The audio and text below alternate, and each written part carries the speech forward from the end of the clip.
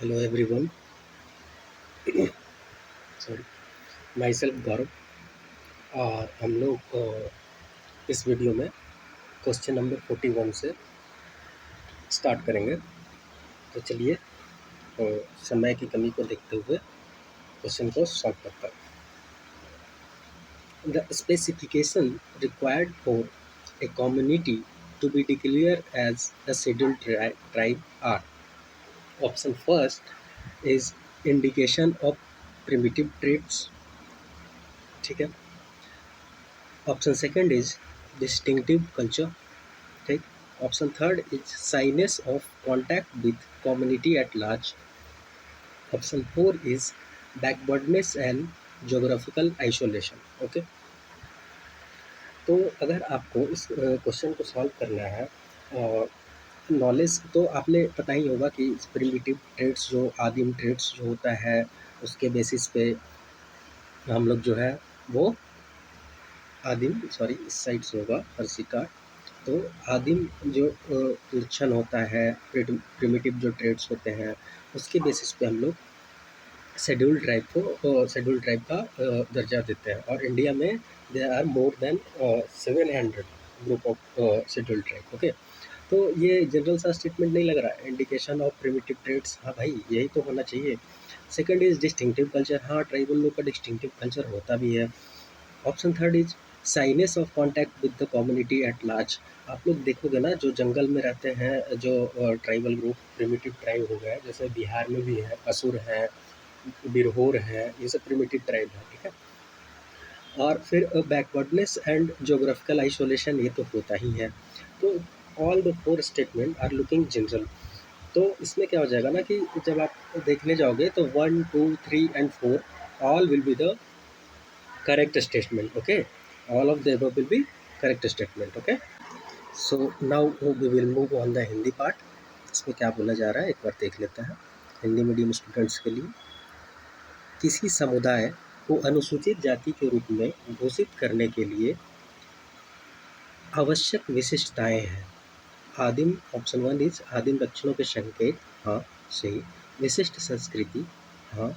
बड़े पैमानों पर समुदाय के साथ संपर्क में शर्म, हाँ जी एकदम सही बात है। ऑप्शन फोर इज पिछड़ापन एवं भौगोलिक अलगाव, यही सब तो होता है और जनरल स्टेटमेंट लग रहा है और पॉजिटिव स्टेटमेंट है, मतलब कुछ इसमें छेड़छाड़ नहीं किया गया है। तो ऑल विल बी करेक्ट।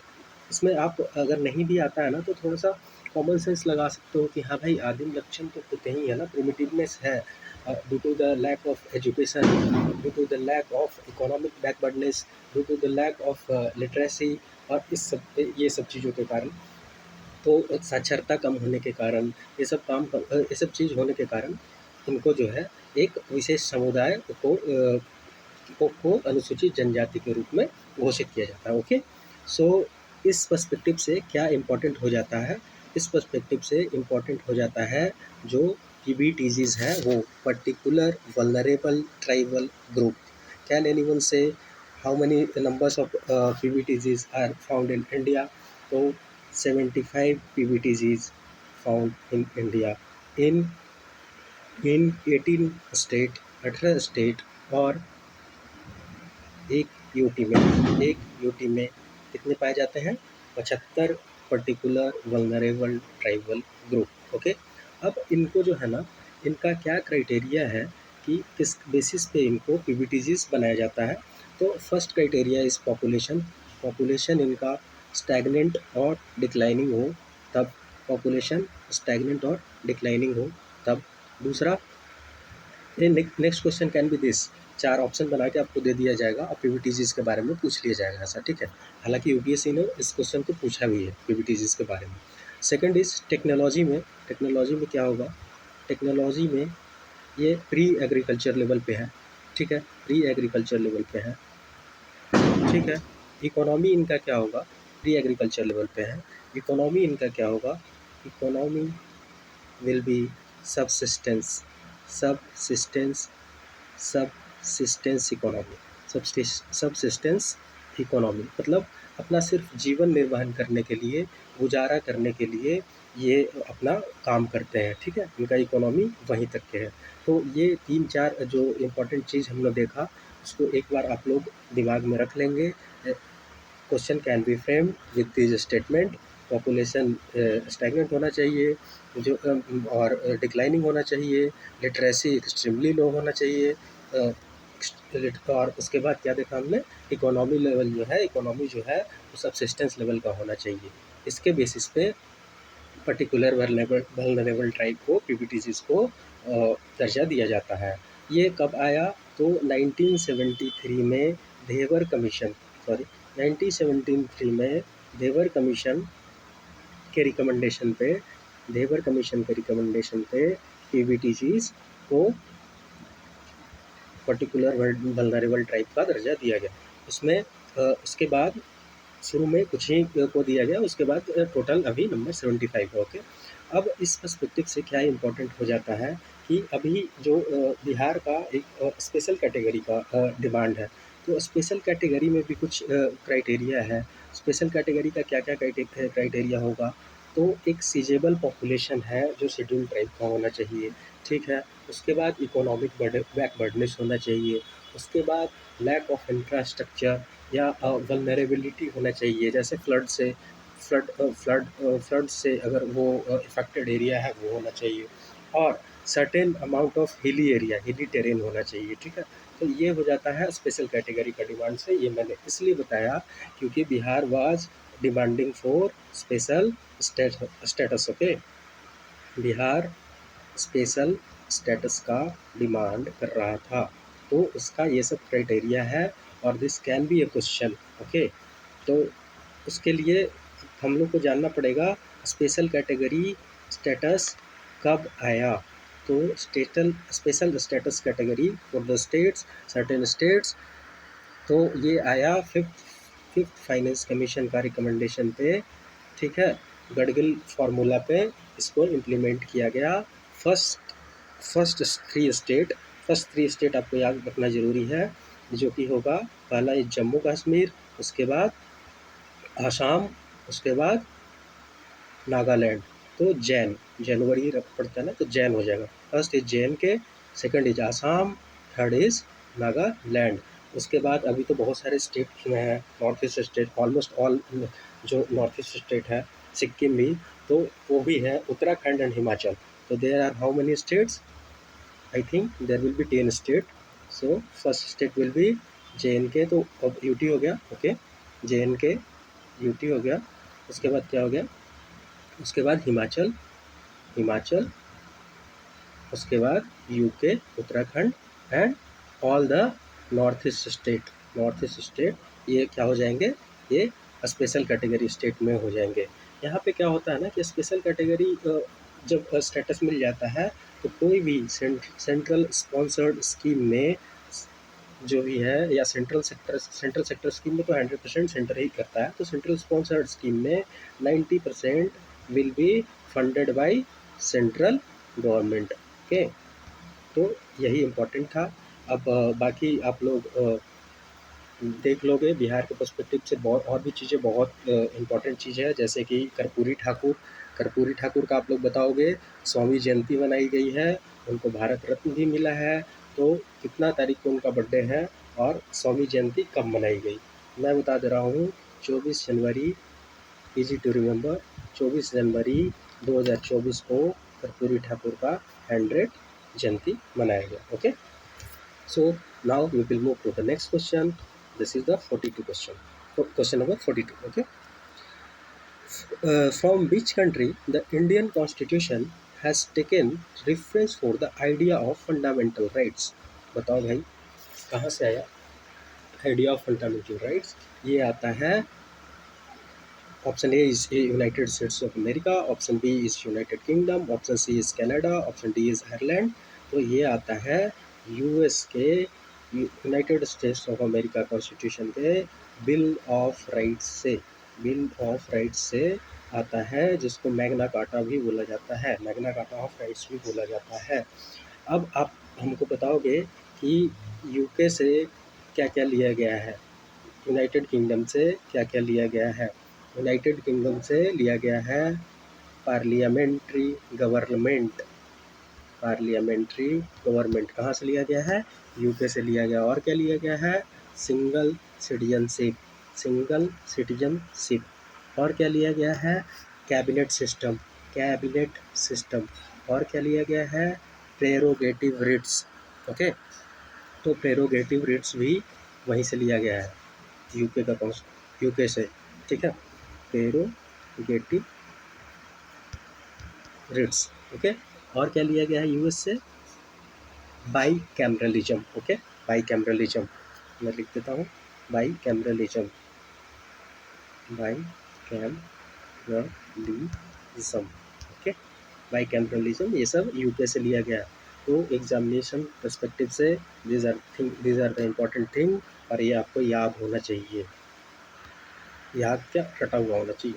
उसके बाद हम लोग देखेंगे कनाडा से क्या लिया गया है एज पर द ऑप्शंस। तो कनाडा से लिया गया है, कनाडा से लिया गया है federation with strong centre, federation with strong centre, ठीक, स्ट्रॉन्ग सेंटर। अब सेंटर को स्ट्रॉन्ग कैसे होगा, याद करने का तरीका बता रहे हैं। तो उसके लिए हम अपॉइंट करेंगे गवर्नर को, ठीक है। तो क्या हो जाता है? Appointment of governor in the states, ये भी कनाडा से। वही कनाडा के साथ कुछ रिलेशन खराब है, और तो इंडिया का हाई कमीशन को विड्रॉ कर लिया गया है, और 6 जो वहाँ के एम्बेसडर थे उनको भी सस्पेंड कर दिया गया है। तो हाई कमिश्नर और एम्बेसडर में क्या डिफरेंस है, यू कैन टेल मी। और ये नहीं तो आप देख लेना। तो और रेजुडियरी पावर, रेजिडुअरी पावर।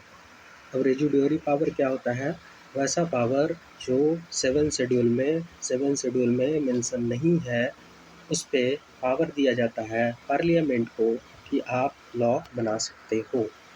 उसी को रेजिडुअरी पावर बोला जाता है, जैसे कि ब्रिटिश इंडिया में गवर्नर के पास होता था। ओके, तो वो रेजिडुअरी पावर भी कनाडा से लिया गया है। Next is Ireland. ओके, अब आयरिश कॉन्स्टिट्यूशन भी इसको बोलते हैं आयरलैंड से। तो आयरलैंड से क्या क्या लिया गया है ये हम लोग देख लेते हैं। आयरलैंड से सबसे पहले तो DPSP, directive principle of state policy, ये आयरलैंड से लिया गया है। उसके बाद और क्या लिया गया है? Nomination of member in Rajya Sabha, nomination of member in Rajya Sabha, Rajya Sabha, ठीक है। उसके बाद method of election of president. अब बताओ manner of election of president कौन से आर्टिकल में है? Method of election of president, president. Okay, ये कहाँ से लिया गया है?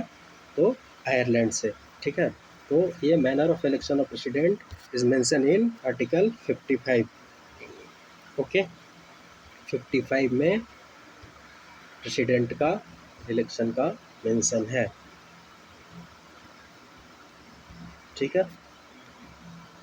Okay, so now we will move. एक बार हिंदी मीडियम के लिए मैं बता दे रहा हूँ, एक क्वेश्चन को पढ़ दे रहा हूँ for the Hindi medium students. तो क्वेश्चन, भारतीय संविधान में मौलिक अधिकारों के विचार का संदर्भ किस देश से लिया गया है? तो इसका सिंपल सा आंसर होगा संयुक्त राज्य अमेरिका से लिया गया है। बाकी हम लोग देखेंगे यूनाइटेड किंगडम से। मैंने आपको बता दिया कि जो पार्लियामेंट है, पार्लियामेंट, सिंगल सिटीजनशिप, एकल नागरिकता, कैबिनेट सिस्टम, ठीक है, प्रेरोगेटिव रिट्स जो है, ठीक है, बाईकैमरलिज्म जो द्विसदनीय विधायिका है वो। उसके बाद कनाडा से क्या लिया गया, हमने बताया आपको कि स्ट्रॉन्ग सेंटर, मतलब स्ट्रॉन्ग केंद्र का निर्माण, फेडरेशन, ठीक है, संघ का निर्माण। फिर राज्यपाल का पोस्ट, राज्यपाल का पोस्ट, ठीक है। आप लोग हमको बताओगे राज्यपाल संविधान के कौन से आर्टिकल में इसका मेंशन है, ठीक है। उसके बाद और क्या क्या देखें हम लोग? रेजुडरी पावर देखें, ठीक है। ये कहाँ से? कनाडा से। आयरलैंड से क्या? राज्य के नीति निर्देशक तत्व। आयरलैंड से क्या देखें हम लोग? राज्य के नीति निर्देशक तत्व। और क्या देखें? प्रेसिडेंट का जो मेथड ऑफ इलेक्शन है वो। और क्या देखें? कैसे नॉमिनेशन होता है राज्यसभा में, कैसे नॉमिनेशन होता है, ये हम लोगों ने देखा, ठीक है। तो आप लोग हमको बताओगे गवर्नर्स ऑफ द स्टेट्स कौन से आर्टिकल में है, ठीक है। Okay, now we will move to question number 43। Sorry, 1 minute.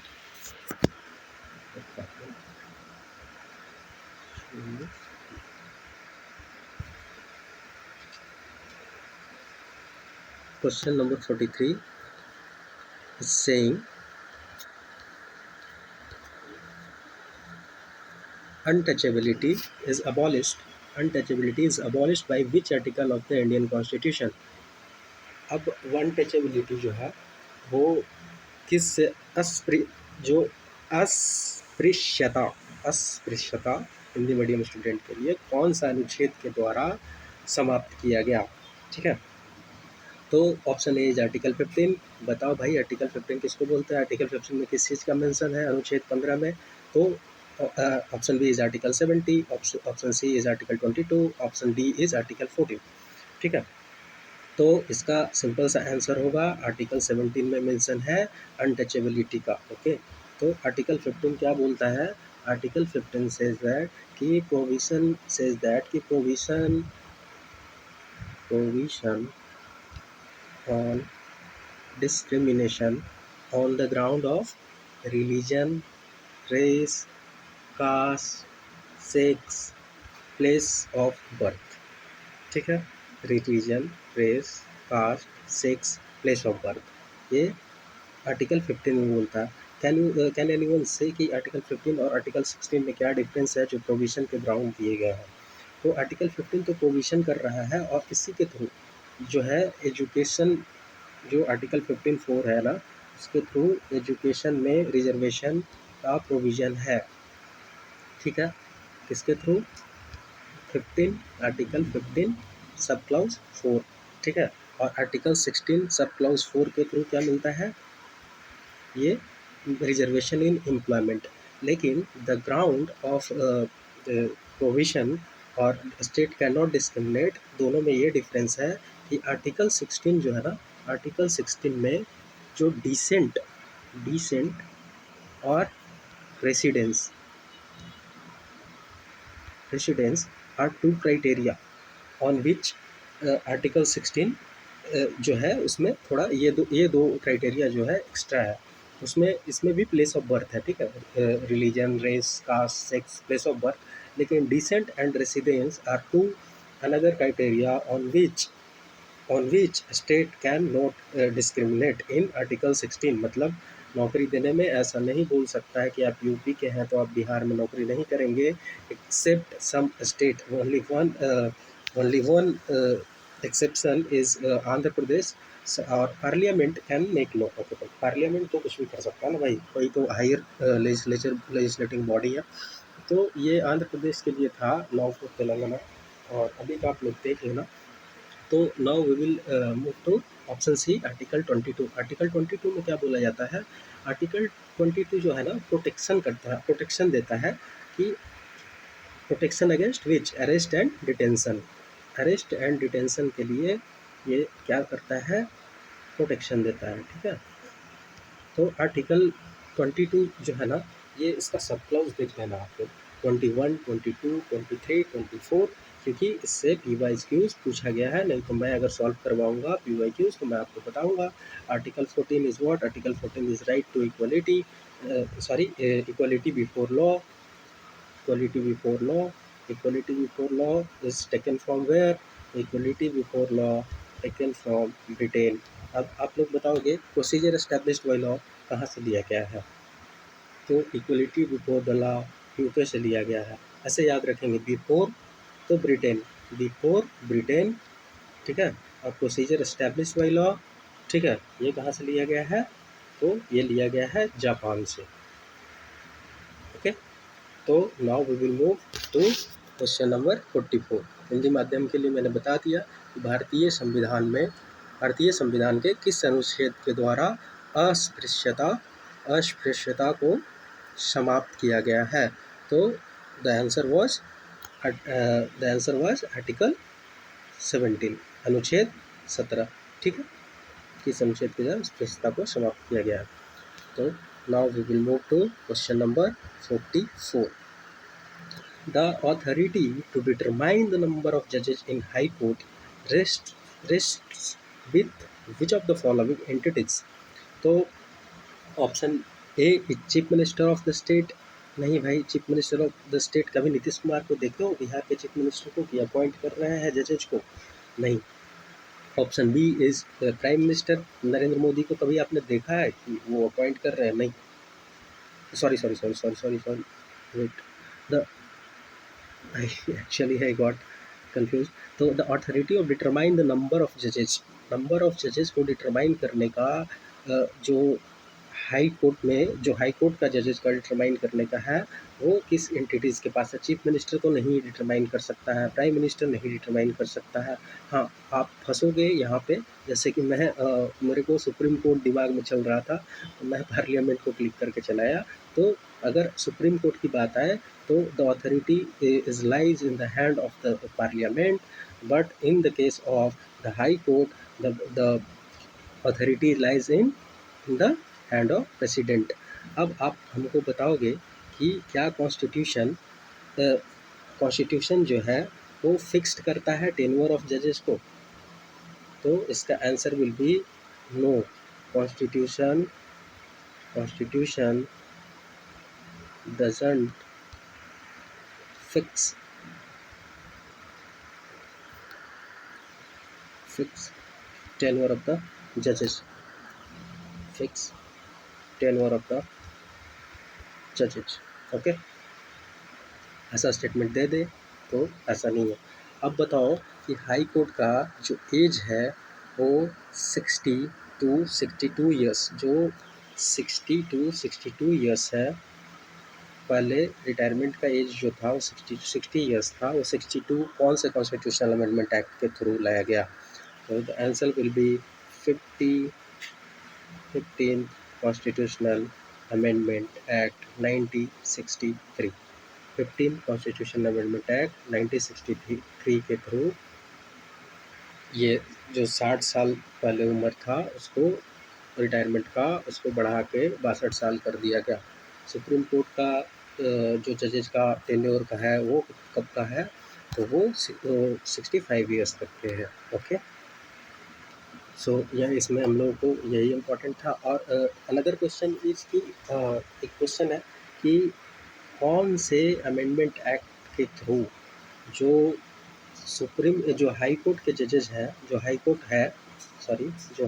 है वो can be court of two or more state, court of two or more state.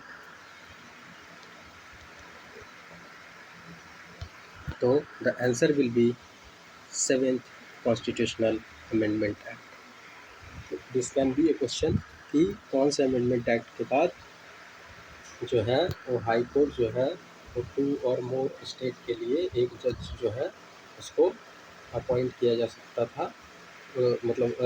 एक हाई कोर्ट को जो है वो दो स्टेट का जुरिस्डिक्शन दिया जाएगा। तो answer was the 7th constitution amendment act. Okay, another इससे रिलेटेड एक चीज़ हो जाता है कि अपॉइंटमेंट ऑफ जजेस इन हाई कोर्ट वो कौन करता है? तो इसका हो जाएगा president with consultation president consultation with whom? CGI and governor. ये किसके लिए हो जाएगा? Chief justice of high court के लिए। Chief justice of high court के लिए प्रेसिडेंट को कंसल्ट करना पड़ेगा किसके साथ? Chief justice of India supreme court के और गवर्नर के साथ, ठीक है। लेकिन फॉर अदर जजेज in high court the president in consultation with CGI. This can be a question. CGI, Chief Justice of High Court और गवर्नर, ठीक है। इसको मैं याद करवा दूँ। देखो, अगर प्रेसिडेंट का हाई कोर्ट के चीफ जस्टिस का बोला जाए तो उसमें president in consultation with CGI of supreme court and governor, और अदर जजेस बोला जाए तो president in consultation with CGI से तो कंसल्ट करना ही है हर एक केस में। लेकिन अगर अदर जजेज हैं तो हाई कोर्ट के CJ से भी, चीफ जस्टिस से भी उनको करना पड़ेगा कंसल्ट, ठीक है, और गवर्नर से भी करना पड़ेगा, ठीक है। गवर्नर तो दोनों ही केस में करेगा, लेकिन अदर जजेज अगर हाई कोर्ट का है तो उसमें चीफ जस्टिस ऑफ जो हाई कोर्ट है उनका भी परमिशन लेना ज़रूरी हो जाता है, उनका भी कंसल्टेशन लेना, ठीक है, ज़रूरी हो जाता है।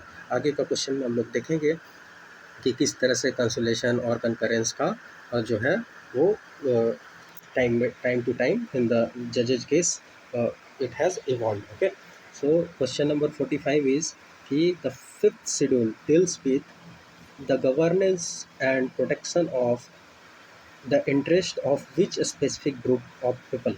Option A is religious minority, option B is scheduled tribe, option C is linguistic minorities, option D is scheduled caste. तो इसका so simple answer is scheduled tribe. Okay, तो इसमें इसमें जो है वो आपका जो शेड्यूल्स है वो आपको याद होना चाहिए। तो उसके लिए एक ट्रिक है, TOS of old PM. T से द यूनियन एंड टेरिटरी, ई से इमोल्यूमेंट्स, ए से ओथ एंड अफर्मेशन, आर से allocation of seats in the Rajya Sabha, fifth जो एस से है उसमें क्या है, गवर्नेंस एंड प्रोटेक्शन, यही जो दिया हुआ है, इंटरेस्ट इन स्पेसिफिक पीपल, वही शेड्यूल ट्राइब का, ठीक है। और शेड्यूल जो टीयर्स ऑफ क्या बताया, टू से हो जाएगा आपका एडमिनिस्ट्रेशन रिलेशन टू AMTM। जो सिक्स शेड्यूल्स में कौन सा है, आसम, मेघालय, त्रिपुरा, मिजोरम, इसका भी शॉर्ट ट्रिक है AMTM, ठीक है। सेवन शेड्यूल में क्या हो गया, फेडरलिज्म, यानी कि इसमें क्या हो गया, लिस्ट, कौन, state list, union list, state list, division of subjects हो जाएगा इसमें, एफ से फेडरलिज्म वही हो गया, यूनियन लिस्ट, स्टेट लिस्ट और कंकरेंट लिस्ट, ठीक है, ये हो गया tears of old.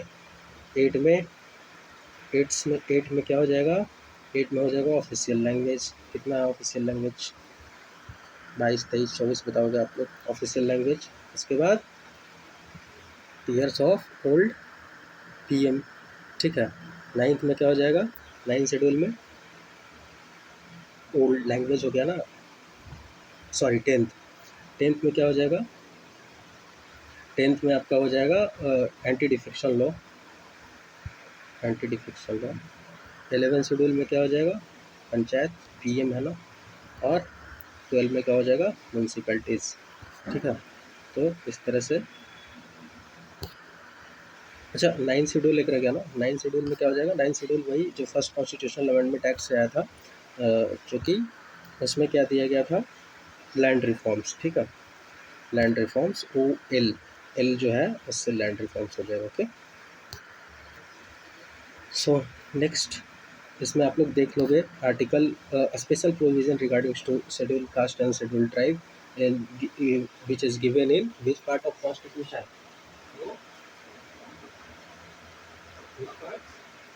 Part 16 of the constitution, right, part 16 of the constitution में ये दिया गया है, और जिसमें रिजर्वेशन का प्रोविज़न किसमें है, जो कि पार्लियामेंट में है, sorry legislative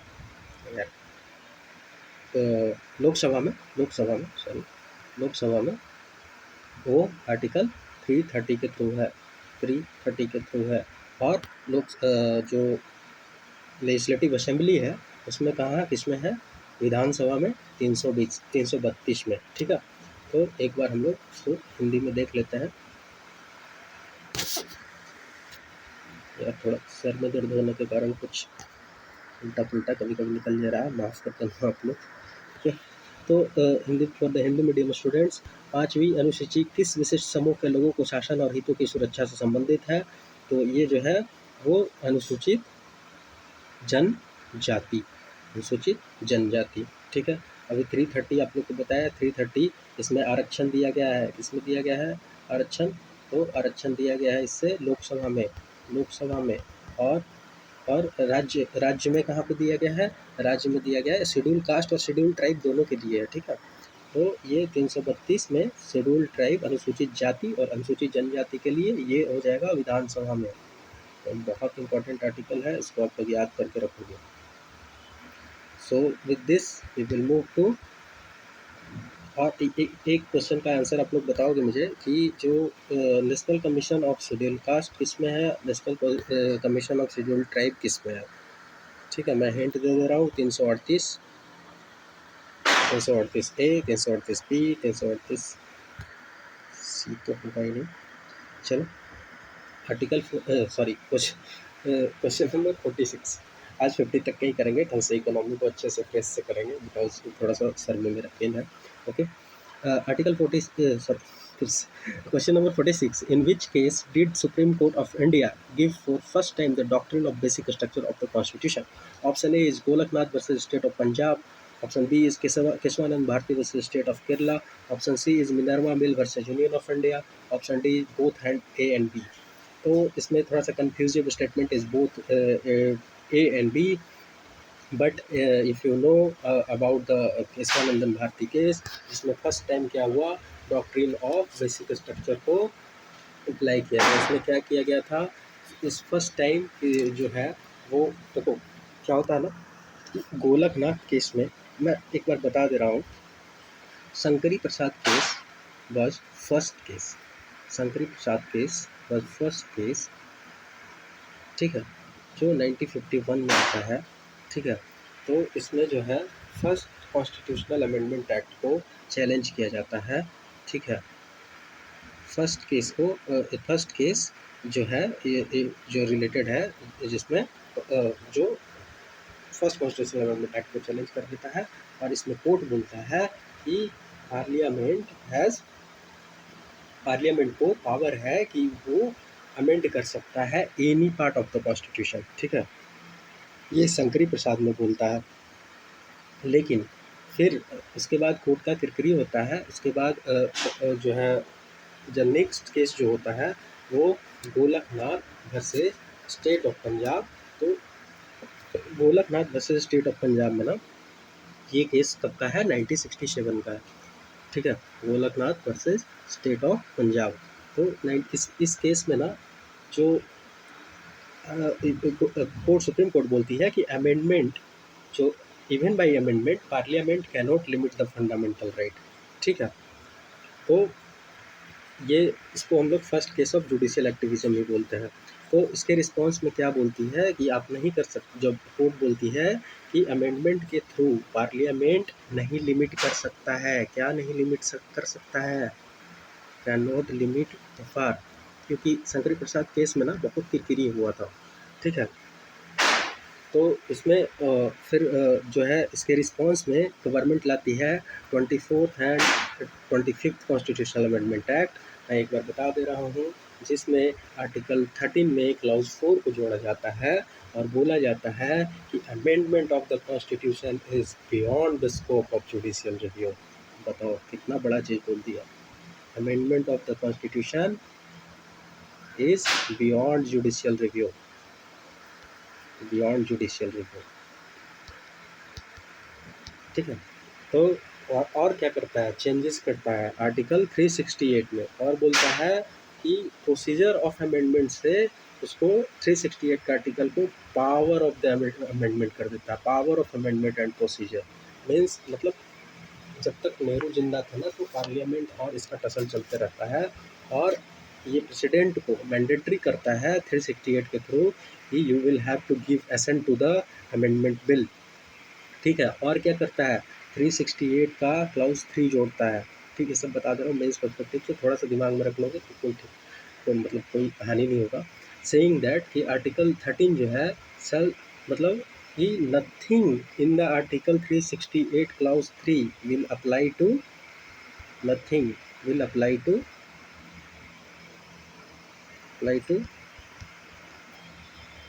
article 13 of the constitution.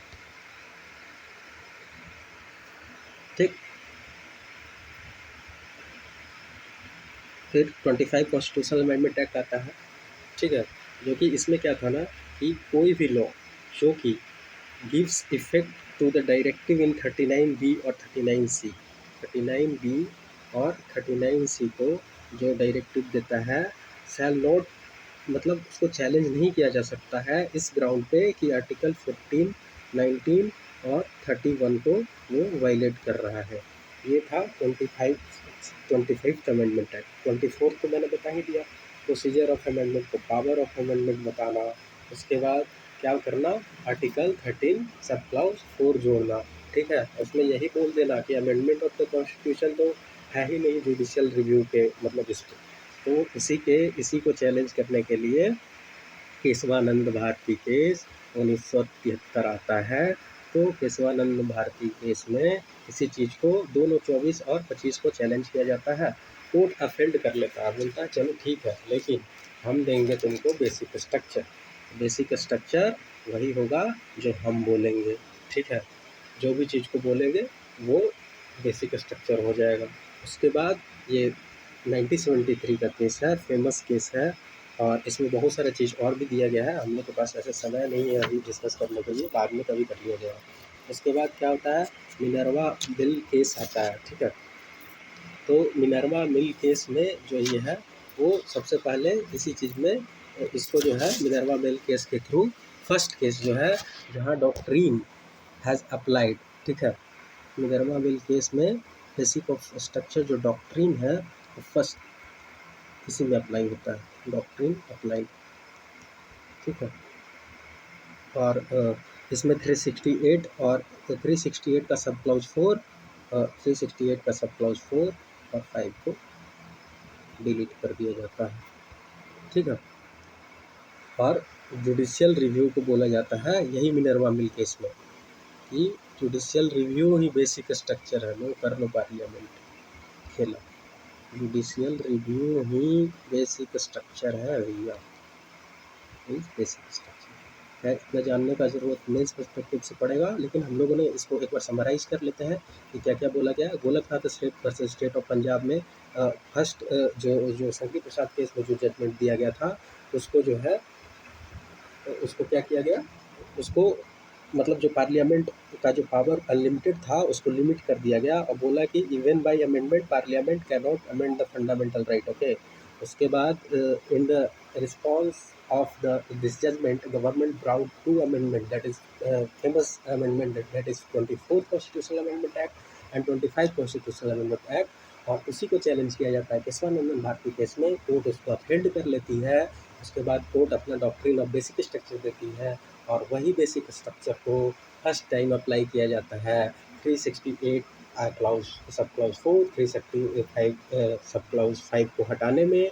और बोला जाता है कि judicial review is itself A basic structure, means कुछ भी कोई भी चीज़ लाओगे हम जुडिशियल रिव्यू कर लेंगे। Now we will move to question number 47. For the Hindi medium student, I will read one times. So 46 number question बोल रहा है, भारतीय सर्वोच्च न्यायालय ने किन किन मुकदमों के में सर्वप्रथम संविधान के मूल ढांचों का सिद्धांत दिया। ऑप्शन ए गोलकनाथ भारतीय स्टेट ऑफ पंजाब, नहीं। Option B is Kesavananda Bharati case, yes. Minerva mill, नहीं। और ऑप्शन बी और डी, ए और बी तो नहीं होगा, ठीक है। गोलकनाथ में तो मतलब पूरा बैन ही कर दिया पार्लियामेंट को कि नहीं कर सकते फंडामेंटल। उसी का रिस्पॉन्स था 24वां संविधान संशोधन और 25वां संविधान संशोधन, ठीक है। Now we will move to question number 47। Communist party जो पॉलिटिकल पार्टी दिया हुआ है लिस्ट 1 में और दूसरे टाइम में ईयर ऑफ एस्टेब्लिशमेंट दिया हुआ है। पहला बोला जा रहा है communist party of India marxist, option B is communist party of India, option C is Bahujan Samaj party, option D is AITC all India tribunal Congress party of Mamata Banerjee, okay. तो इसको हम लोग देखेंगे कि देखो सबसे पहले तो इस चीज़ से सबसे 4 ऑप्शन को देखने के बाद यही एनालाइज होगा कि इसमें सबसे रिसेंट वाला कौन होगा, कॉमन सेंस लगा सबसे पहले, क्योंकि इतना सब कुछ याद रखना सबके दिमाग में सबकी बस की बात नहीं है। तो सबसे लेट से क्या हुआ होगा हमको मेरे हिसाब से तो AITC ही होना चाहिए और वही होगा। तो 1998 में जो ममता बनर्जी थी was a part of Congress. After Congress के टूट के उसने एक अलग पार्टी बनाया, ऑल इंडिया तृणमूल कांग्रेस, ठीक है।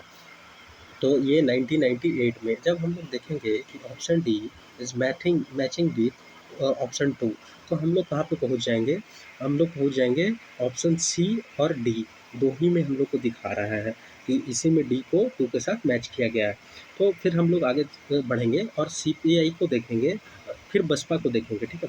तो बसपा को देखेंगे तो बसपा का उसके बाद तो यही लगता है कि बसपा ही बना होगा। कम्युनिस्ट पार्टी ऑफ इंडिया तो 1925 में बनी थी, ठीक है। कम्युनिस्ट पार्टी ऑफ इंडिया 1925 में एम.एन. रॉय, याद है, ठीक है। तो ये 1925 का है। तो जब जैसे ही हमको पता चलता है कि कम्युनिस्ट पार्टी ऑफ इंडिया जो है वो पुराना है किससे, बसपा से और कम्युनिस्ट पार्टी ऑफ मार्क्सिस्ट से, तो एक ही ऑप्शन बच जाता हमारे पास, दैट इज़ ऑप्शन डी, और वही राइट स्टेटमेंट होगा। तो इसको एक बार हम लोग देख लेंगे क्योंकि ऐसा क्वेश्चन पूछा जा रहा है। तो एआईटीसी कब बना था? एआईटीसी बना था 1998 में। सीपीआई कब बना था? 1925 में। बहुजन समाज पार्टी कब बना था? तो बहुजन समाज पार्टी बना था 1984 में। बहुजन समाज पार्टी 1984 में बना था। और कम्युनिस्ट पार्टी ऑफ मार्क्सिस्ट कब बना था? तो 1964 में बना था। उसके बाद हम लोग के एग्ज़ाम के पर्सपेक्टिव से इम्पॉर्टेंट हो जाता है कि बीजेपी कब बना था। तो जो जनसंघ है बीजेपी, वो बनता है 6 अप्रैल 1980 को।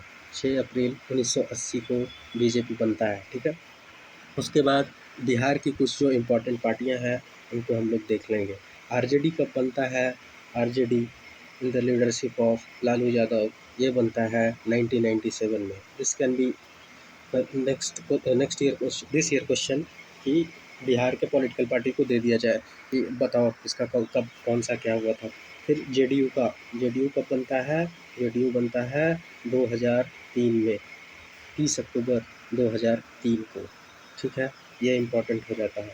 उसके बाद कितने सीटें हैं, किसकी कितनी सीटें हैं जो 2020 का जो लोकसभा विधानसभा इलेक्शन था उसमें, तो एक बार जल्दी से देख लेते हैं हम लोग। तो यहाँ पे सबसे ज़्यादा सीट वाली कौन सी है? आरजेडी। आरजेडी के पास कितना सीट है? 75 सीट है। उसके बाद बीजेपी, बीजेपी के पास कितना सीट है? 74 सीट है। उसके बाद जेडीयू, जेडीयू के पास कितना सीट है? तो 43। अब आप हम लोग को बताओ, हमको बताओगे कि जो कितने सारे ये हैं नेशनल पार्टी कितने हैं कंट्रीज में? तो there are 6 national party. One is BJP, second is Congress, third one is CPIM. CPIM कब बना था? अभी हम लोगों ने देखा था 1964 में। तो वो सीपीएम है। और कौन सा है? बसपा है, बसपा है। और कौन सा है? नेशनल पीपल्स पार्टी है, एनपीपी। देखो बीएसपी एनपीपी ऐसा ही याद हो गया। बीजेपी कांग्रेस सबको याद होता है। सीपीआईएम यही याद रखना है कि सीपीआई नहीं है, सीपीआईएम है, ओके। और वन इज दिस साल जो अभी बना है वो आप है। तो अरविंद केजरीवाल वाली पार्टी जो दिल्ली में रूल कर रही है, तो आप ये 6 हो गया, ठीक है। तो ये एग्ज़ाम नेशनल पर्सपेक्टिव से वेरी इंपॉर्टेंट हो जाता है कि नेशनल पार्टी कितने हैं। और ये भी इम्पोर्टेंट हो जाता है कि कौन कौन सा क्राइटेरिया होता है नेशनल पार्टी बनने के लिए। तो एक बार अगर हम लोग देख लें कि मतलब एक एक चीज़ और मैं बताना चाहूँगा कि कैन एनीवन से कि जनरल इलेक्शन को नोटिफाई कौन करता है? जनरल इलेक्शन को नोटिफाई कौन करता है?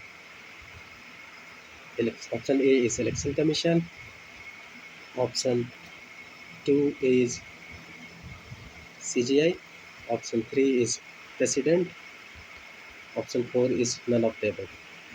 तो इसका answer will be three. President announce करते हैं, जनरल इलेक्शन को नोटिफाई करते हैं on the recommendation of election commission of India.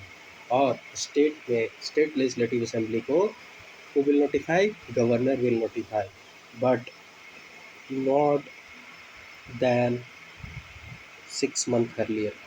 6 months से पहले नहीं किया जा सकता।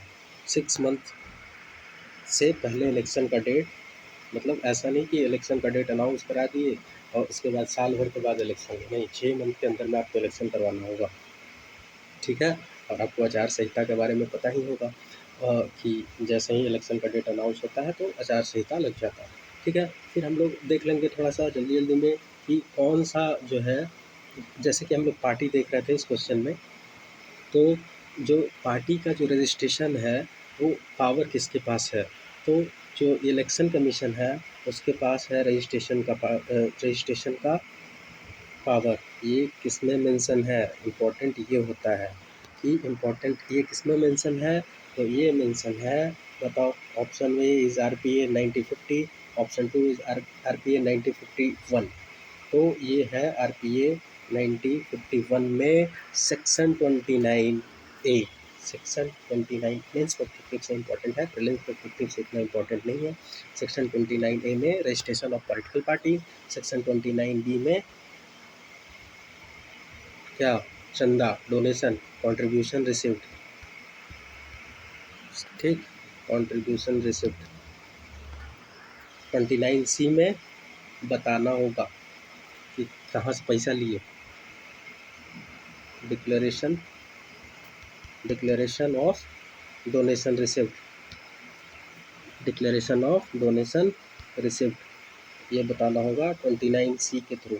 और ये इम्पोर्टेंट इसलिए है क्योंकि इस बार इलेक्टोरल जो भी बॉन्ड आया था, जिसको सुप्रीम कोर्ट ने उसको पास कर दिया, जो कि SBI के थ्रू इशू होता था, तो उसको इम्पॉर्टेंट है, उसके बारे में जान लेना।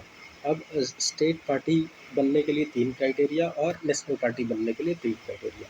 मैं एक बार बोल दे रहा हूँ, आप लोग थोड़ा ध्यान से सुन लोगे, और नहीं तो फिर आप कहीं से पढ़ लेना। तो रिकॉग्निशन ऑफ नेशनल पार्टी के लिए मैं पहले बता दे रहा हूँ। नेशनल पार्टी के लिए, उसके बाद हम लोग मूव करेंगे। नेशनल पार्टी के लिए जो होता है वो 2% सीट इन 2% लोकसभा सीट, ठीक है, जितना भी सीट है उसका 2%। अब 534 है, 545 है, इसका 3%, 2% सॉरी, इन 3 स्टेट नेशनल पार्टी बन जाएगी।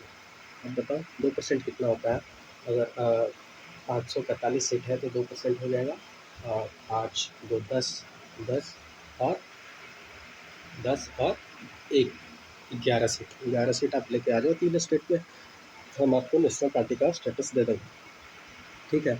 लेकिन रजिस्टर करने का पावर जो पॉलिटिकल पार्टी का है ना, वो इलेक्शन कमीशन का है, लेकिन डी रजिस्टर करने का पावर नहीं है इलेक्शन कमीशन के पास, ओके।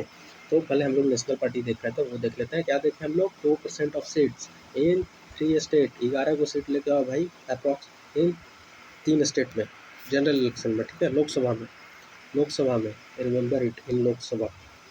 उसके बाद एक क्राइटेरिया क्या है, 6% वोट लेके आओ, 6% वोट लेके आओ, कहाँ लेके आओ भाई, 4 स्टेट में लेके आओ, 4% वोट 4 स्टेट में, ठीक है।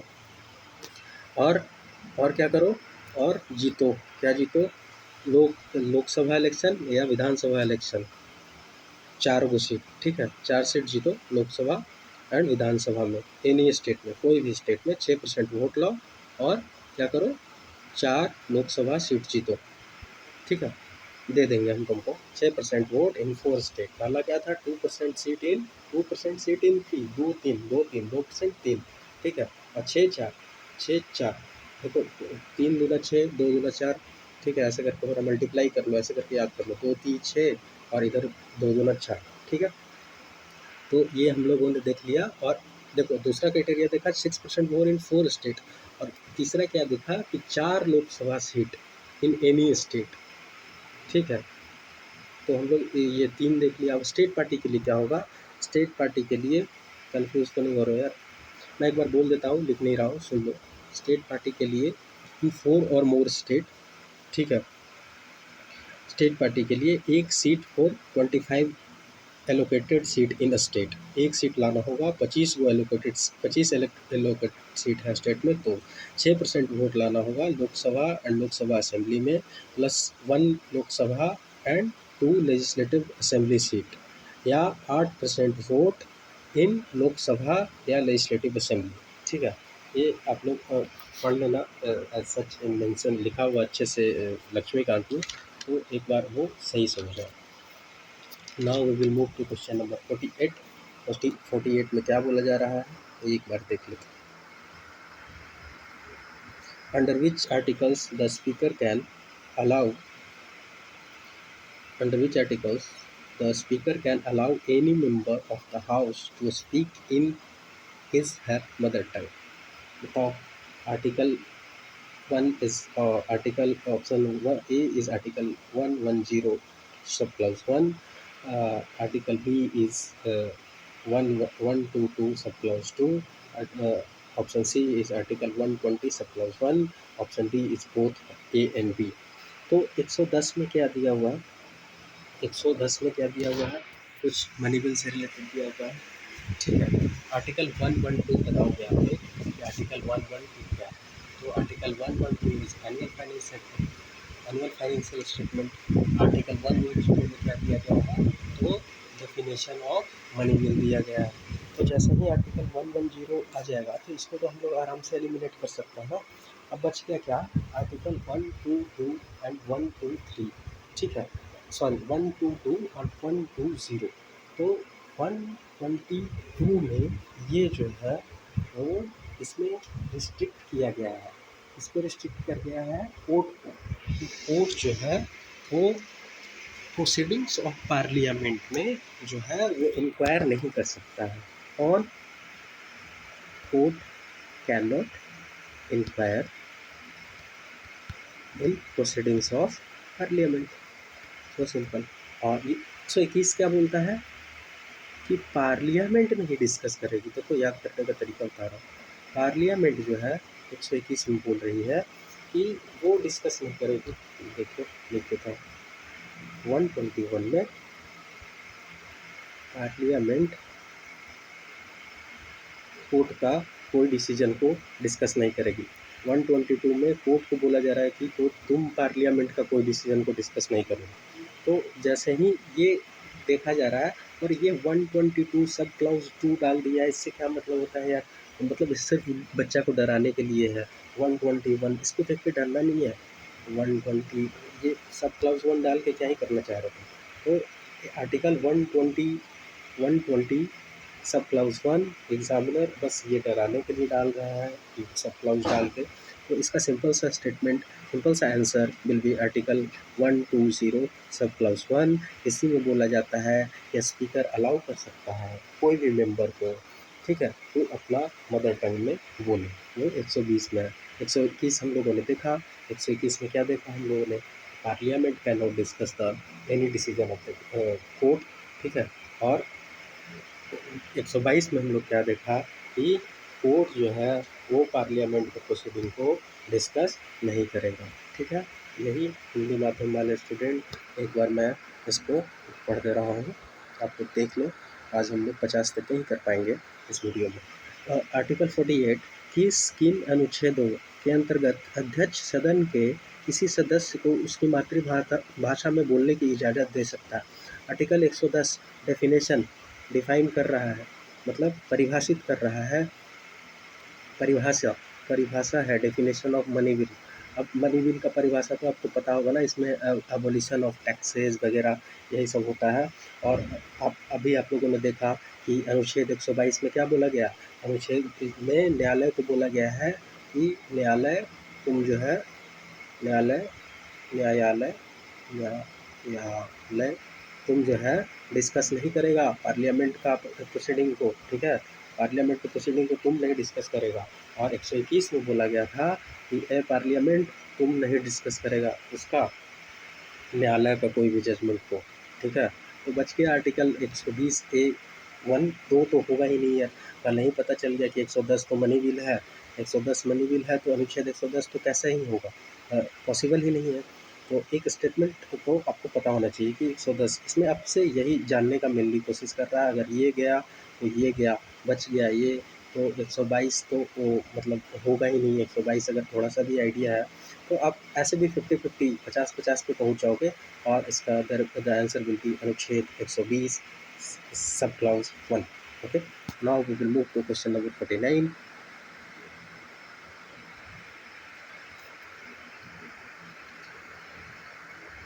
ये मज़ेदार क्वेश्चन है यार, इसमें थोड़ा सा मैं आराम से समझाऊंगा, थोड़ा ही वीडियो लंबा हो जाए कोई बात नहीं।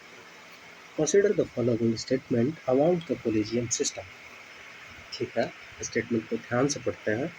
The supreme court Coliseum is a five-member body which is headed by incumbent Chief Justice of India and comprises four other senior-most judges of the court at that time.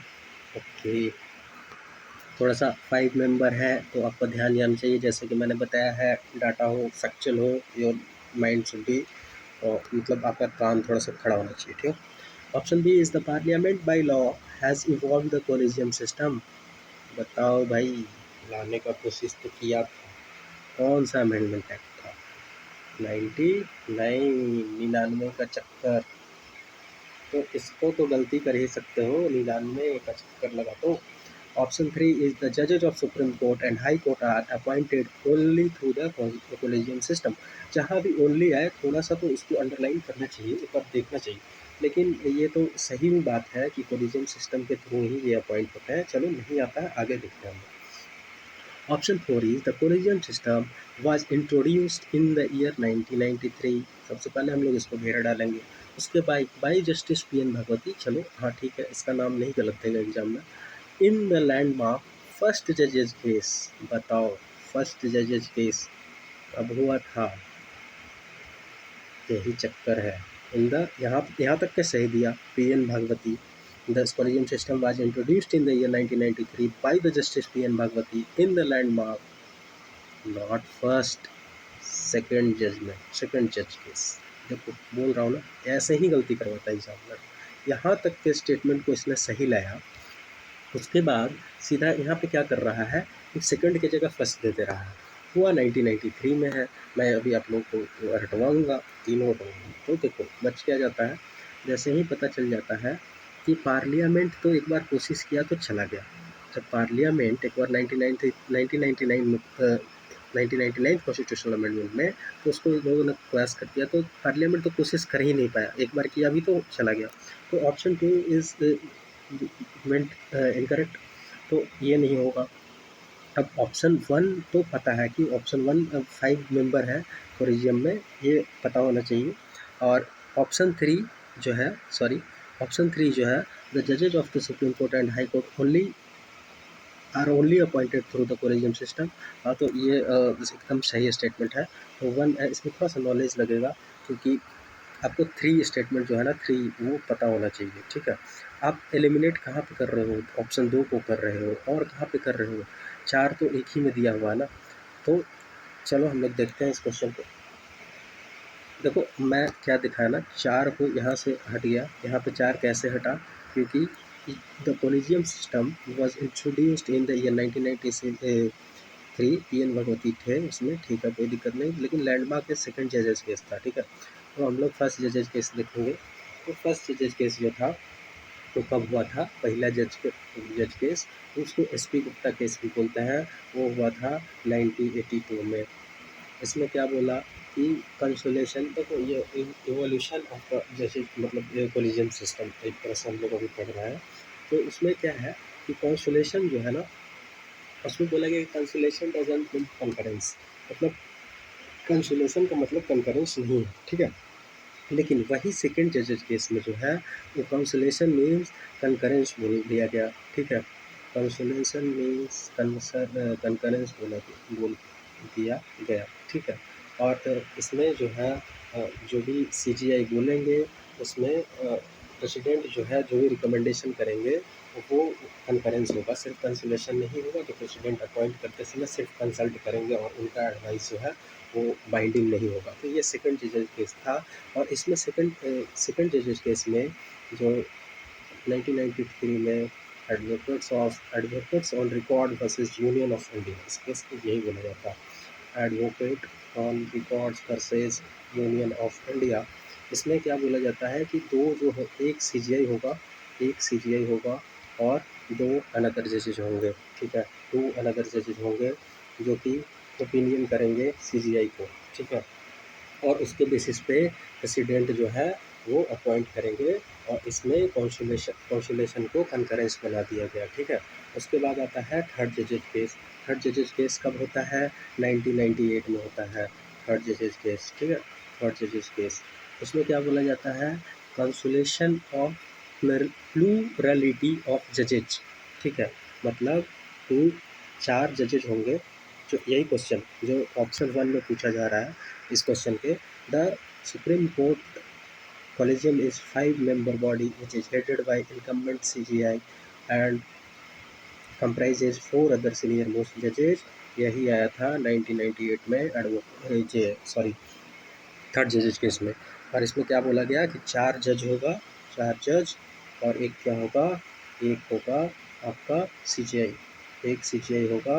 और इसमें से अगर 2 जज बोल देता है, 2 जज अगर बोलते हैं कि नहीं, तो appointment, the recommendation will be not send to the president. अगर 2 एडवर्स ये कर दिया तो।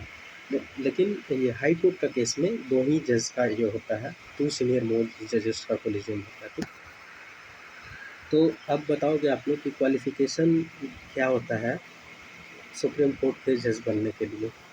तो मैं एक बार बोल दे रहा हूँ, क्वालिफिकेशन होना चाहिए सिटीजन ऑफ इंडिया। उसके बाद या तो सिटीजन ऑफ इंडिया तो होना पड़ेगा, मतलब कि बाहर का कोई आके जज यहाँ पे नहीं बन सकता। उसके बाद हाई कोर्ट जज, 5 साल हाई कोर्ट का जज रहा है या एडवोकेट रहा है हाई कोर्ट में, 5 साल 5 ईयर्स जज इन हाई कोर्ट, और 10 ईयर एडवोकेट इन हाई कोर्ट। ठीक, ये होना चाहिए।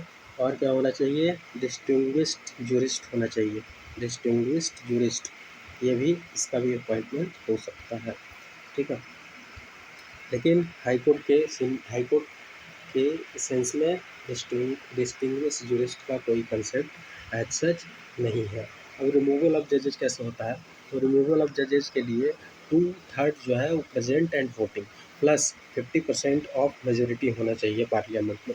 वो भी कैसे, फर्स्ट जो होगा वो रिजोल्यूशन मूव किया जाएगा 100 member in Lok Sabha, 100 member Lok Sabha में और 50 मेंबर राज्यसभा में। ठीक है, उसके बाद स्पीकर को लगता है तो 3 मेंबर का कमेटी बनेगा। ठीक है, और ये जो है वो जो मैनर ऑफ जो रिमूवल है प्रोसेस, वो किससे रेगुलेट होता है, जजेज इंक्वायरी एक्ट, जजेज इंक्वायरी एक्ट। ये यूपीएससी का पीवाईक्यू है, इसलिए मैं बता दे रहा हूँ। ऐसा कॉन्स्टिट्यूशन में कोई रेगुलेशन का मेंशन नहीं है, बस रिमूवल का प्रोसीजर दिया गया है कि इम्पीचमेंट ऑफ जजेज, रिमूवल ऑफ जजेस का प्रोसीजर है, लेकिन इसको रेगुलेट किससे किया जाता है, वो जजेज इंक्वायरी एक्ट 1968, ठीक है, जो प्रोसीजर को रेगुलेट करता है। उसके बाद जब मोशन पास हो जाता है, 3 मेंबर का कमेटी होगा, एक हाई कोर्ट के जज होंगे, एक सुप्रीम कोर्ट के जज, एक डिस्टिंग्विश जूरिस्ट होंगे, और एक क्या होंगे, एक सीजीआई खुद होंगे। ये अगर सीजीआई पे भी है तो सीजीआई होंगे, और नहीं तो भी सीजीआई होंगे। ठीक है, तो इसको भी लेके 3 मेंबर कमेटी होगा। उसके बाद रिमूवल प्रोसेस आएगा, 2/3 जैसा कि मैंने बताया, present and voting plus 2/3 present and voting plus 50% plus 1। Okay, तो ये था। और एक ही अब अभी तक के प्रोसेस आया, वो भी जज हटे नहीं थे, उनका नाम उनका क्या नाम था, his name was B Ramaswami, B Ramaswami. UPSC का फेवरेट टॉपिक है ये। जजेज एक बार पी आनंद या कुछ आनंद करके था, पूछ दिया था कि सुप्रीम कोर्ट के कौन थे, तो आप लोग जजेज का नाम एक बार देख लेंगे। ओके, तो द आंसर विल बी यहाँ पे 1 and 3। तो इस बेसिस पे इम्पोर्टेंट हो जाता है जजेज का जो फर्स्ट सेकंड जजेस केस एंड थर्ड जजेस केस। मैंने इसको अच्छे से बता दिया है, आई थिंक इससे ज़्यादा ज़रूरत नहीं है। अगर ऐसा क्वेश्चन आता भी है तो उसको सॉल्व करने के लिए। Now we will move to the question number 50। एक बार मैं हिंदी मीडियम स्टूडेंट के लिए पढ़ दूँ। कॉलेजियम प्रणाली के बारे में निम्नलिखित तथ्यों पर विचार कीजिए। पहला स्टेटमेंट, सुप्रीम कोर्ट कॉलेजियम एक 5 सदस्यीय निकाय है, जैसा कि मैंने अभी बताया 1+4। ये कब से आता है, थर्ड जजेस केस से आता है। पहले क्या था, सेकंड जजेस केस से कॉलेजियम इंट्रोडक्शन होता है। ठीक है, तो जिसमें सीजीआई रहता है उसके साथ 4 वरिष्ठतम न्यायाधीश शामिल है। एकदम सही स्टेटमेंट है। ऑप्शन 2, संसद ने विधि द्वारा कॉलेजियम प्रणाली का आरंभ किया। नहीं भाई, संसद को चाहता ही नहीं है सुप्रीम कोर्ट, तभी तो 99वां संविधान संशोधन को पास किया गया, ख़त्म किया गया। ऑप्शन 3 है, उच्चतम न्यायालय और उच्च न्यायालयों के न्यायाधीशों की नियुक्ति कॉलेजियम प्रणाली के माध्यम से की जाती है। हाँ, एकदम सही बात है। इसमें देखो कैसे गलत करवाया है। तो कॉलेजियम प्रणाली की शुरुआत वर्ष 1993 में न्यायाधीश PN भगवती के ऐतिहासिक, यहाँ तक के सही है बाबू। उसके बाद जब फर्स्ट जजेस केस है ना, ये नहीं होगा, ये सेकंड होगा। मैं जहाँ भी बताया हूँ देख लो, बार बार ही होता है फर्स्ट सेकंड थर्ड। जैसे लेक विक्टोरिया वाला में हम लोग ने देखा, तो ये सब simple example, first second third ये सब में डेटा देके फैक्ट फर्स्ट सेकंड थर्ड करके एग्जामिनर गलती कहाँ पे एग्जामिनर गलती करवाना चाह रहा है, इसीलिए हमने इस सीरीज को लाया है। तो इसका so simple answer will be 1 and 3। Okay, so now we will move to question number 50। Consider the following statement regarding 42nd amendment act of the constitution of India. इसमें बोला जा रहा है कि, और पहले फिर हम लोग क्या देखेंगे कि which of the following statement are incorrect. देखो इतना इंपॉर्टेंट इनकरेक्ट पूछा जा रहा है हमसे, ठीक है। तो इसको हम लोग देखेंगे। It added the 3 word to the preamble, क्या क्या, सोशलिस्ट, सेकुलर, इंटीग्रिटी। हाँ भाई ये तो पता ही होगा कि फर्स्ट अमेंडमेंट एक्ट के थ्रू किया गया। It added 8 fundamental duties to the constitution. भाई फिर से बताया ना, नंबर जहाँ पे हो बार बार देखने को मिल रहा है यार, समझो इस चीज़ को। 8 फंडामेंटल ड्यूटीज़, 8 नहीं 10 किया गया होगा, 9 किया गया होगा, नहीं भी पता है तो ऐसे मैं नॉलेज के लिए बता दूँ, 10 किया गया था, 10 किया गया था, एक बाद में किया गया, वो आप लोग बताओगे कब किया गया था।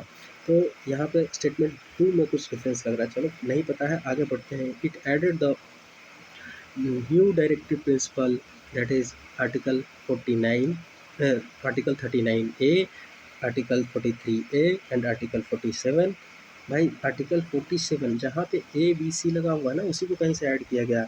आर्टिकल 47 को ऐड किया गया है क्या? नहीं, ये तो ओरिजिनल कॉन्स्टिट्यूशन में है। जो भी ये तो बेयर एक्ट में मिल जाएगा, ओरिजिनल कॉन्स्टिट्यूशन में मिल जाएगा आर्टिकल 47। तो 2 तक के सही था, यहाँ तीसरा पे इन्होंने गलत करवाने का कोशिश किया। ऑप्शन 4 को देखते हैं हम लोग। ऑप्शन 4 में it granted the power to the president in consultation with election commission to disqualify member of state legislature. एकदम सही, सरासर सही स्टेटमेंट है। अगर मान लो 4 के बारे में नहीं पता है तो ये तो पता चल गया ना कि एक फंडामेंटल ड्यूटी नहीं है, तो 2 इनकरेक्ट होगा ही होगा। तो कम से कम हम लोग एक या तो यहाँ पे आ जाएंगे, या तो यहाँ पे आ जाएंगे, या तो 2 एंड 3 पे आ जाएंगे, ठीक है। तो 1 तो हमको पता है कि जैसा कि सोशलिस्ट, सेकुलर और इंटीग्रिटी इसमें लाया गया, तो 1 इनकरेक्ट होगा नहीं। तो ऐसे भी हमारे पास एक ही ऑप्शन बच जाता है, that is option 2 and 3 will be correct. और 2 एंड 3 में देखो ना, दोनों में डेटा एक क्या दिया हुआ है, 8 फंडामेंटल राइट। दूसरा में क्या दिया हुआ है, आर्टिकल 39A, आर्टिकल 45A। यही गलती करवाया गया आपसे। यहाँ पे आर्टिकल 47, आप लोग हमको बताओगे कि आर्टिकल 47 में क्या दिया गया है। DPSP का पार्ट है, ठीक है। तो आर्टिकल 47 इज इम्पॉर्टेंट। ये level of nutrition and standard of living, improvement of health का बात करता है, ठीक है। क्या चीज़ का बात करता है, लेवल ऑफ न्यूट्रिशन को बढ़ाना है, हेल्थ को इम्प्रूव करना है, तो इसीलिए ये जो है इम्पॉर्टेंट हो जाता है। एक बार मैं इसको हिंदी में पढ़ देता हूँ, उसके बाद मैं कल से इकोनॉमी के क्वेश्चन को शुरू करूँगा, जो कि नेक्स्ट पार्ट में होगा। एक बार देख लेता हूँ मैं। भारतीय संविधान के 42वें संशोधन के संबंध में निम्नलिखित कथनों पर विचार कीजिए। ठीक है, विचार करते हैं। ऑप्शन 1 इज, इसे प्रस्तावना में 3 शब्द जोड़े गए, समाजवाद, धर्मनिरपेक्ष और अखंडता। एकदम सही स्टेटमेंट है। हमसे पूछा क्या जा रहा है, हमसे पूछा जा रहा है कौन सा कथन गलत है, ठीक है। तो गलत कथन का चुनाव करना है। उसमें देखते हैं ऑप्शन 2 क्या दिया गया है, इसे संविधान में 8 मौलिक कर्तव्य, फिर से मैं बताया हूँ, जहाँ पे भी 8, 9, 10 दिया गया हो, आपका कान खड़ा हो जाना चाहिए। आपको एक बार सोच विचार करना चाहिए, क्या ये 8 था, 9 था, 10 था। तो यहाँ पे 10 होगा, तो ये स्टेटमेंट ऐसे ही गलत हो जाता है। जैसे ही स्टेटमेंट 2 पता चल जाता है गलत है, तो या तो ये आंसर होगा या तो ये आंसर होगा। अब इसमें ये देखिए, इसे ऑप्शन 3 को देखिए, इसने नए निदेशक सिद्धांत जोड़े, यानी अनुच्छेद 39A, 39-43A। आपको पता है ना, जहाँ पे ए का लगा हुआ रहे वो अलग से जोड़ा गया, ठीक का, हाँ A, B जो भी लगा हुआ रहे वो अलग से जोड़ा गया, अमेंडमेंट से जोड़ा गया, ठीक है। अनुच्छेद 47 जैसे कि अभी बताएं कि आप जो न्यूट्रिशन की शक्ति है, जो हेल्थ में सुधार है, यही DPSP का पार्ट है, 47 में दिया गया है। तो ये स्टेटमेंट भी इनकरेक्ट हो गया। तो ऑप्शन 2 एंड 3 यही इनकरेक्ट है। ऑप्शन 4 क्या है, एक बार पढ़ लेते हैं उसको। इसके द्वारा राष्ट्रपति का चुनाव आयोग के परामर्श में राज्य विधानसभा या मंडलों के सदस्यों को अयोग्य घोषित करने का अधिकार प्रदान दिया गया। हाँ, ये सही स्टेटमेंट है, ये गलत नहीं होगा। तो ऑप्शन यहाँ पे आपने देखा ना कैसे 8 8 पहला दूसरा ऐसे करके गलती करवाया जा रहा है। कल से हम लोग जो है वो इकोनॉमी के सीरीज़ तथा इकोनॉमी के क्वेश्चन को भी देखना शुरू करेंगे और थोड़ा वीडियो को शॉर्ट रखने का कोशिश करेंगे, क्योंकि वीडियो बहुत लंबा हो जा रहा है। बहुत से बच्चे मतलब लंबा वीडियो देख के ही नहीं देख पाते हैं, तो थोड़ा शॉर्ट रखूँगा। Thank you. जय हिंद, जय भारत, धन्यवाद।